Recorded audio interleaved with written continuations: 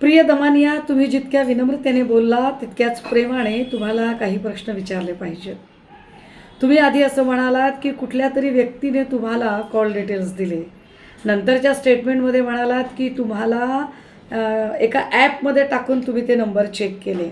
दमानिया, ती कोण व्यक्ती आहे ज्याने तुम्हाला इतके महत्त्वाचे कॉल डिटेल दिले आणि इतकी महत्त्वाची माहिती देणारा माणूस तुम्हाला माहितीच नाही किंवा अनोळखी माणसाच्या माहितीवर तुम्ही इतक्या चटकन विश्वास ठेवला की दे धडाम तुम्ही लगेचच माहिती प्रसारित केली?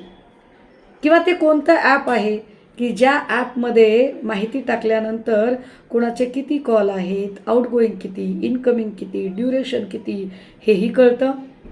दवानिया, तुम्ही भाजपच्या अगदीच नावं घेतली नाही असं नाही, 2 लोकांची नावं घेतली, पण ती अँटी CM लॉबीतली चंद्रकांत पाटील आणि आशिष शेलारांची नावं आहेत. दवानिया, तुम्ही नार्वेकरांचं नाव नक्की घ्या, पण त्यासोबतच अमित शहांचा फोटो जो खराच सोबत आहे त्याबद्दल तुमचं काय म्हणणं आहे? फडणवीसांनी 2012चा बंदूक परवाना 2024ला नूतनीकरण झालेलं आहे, यावर तुम्ही कधी प्रकाशझोत टाकणार आहात? 31 मार्च 2018ला जयकुमार रावल याने या तीर्थक्षेत्राला क प्रवर्गाचा दर्जा बहाल केला, यावर तुम्ही का बोलत नाहीत?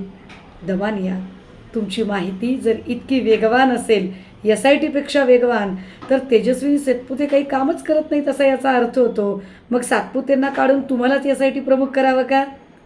दमानिया, तुमचा लढा प्रचंड सिलेक्टिव्ह असतो, एव्हाना लोकांना कळलेला आहे. कारण कोरेगाव पार्कमध्ये जमीन आसमान एक करणाऱ्या तुम्ही जैन बोर्डिंग प्रकरणात मात्र अगदी गप्प बसता. याचा अर्थ लोकांनी काय काढायचा? कमॉन दमानिया, तुम्ही सरकारच्या निकटवर्तीय आहात, तुम्ही रॉच्या एजंट नाही, पण कुणासाठी काम करता हे आता काही लपून राहिलेलं नाही.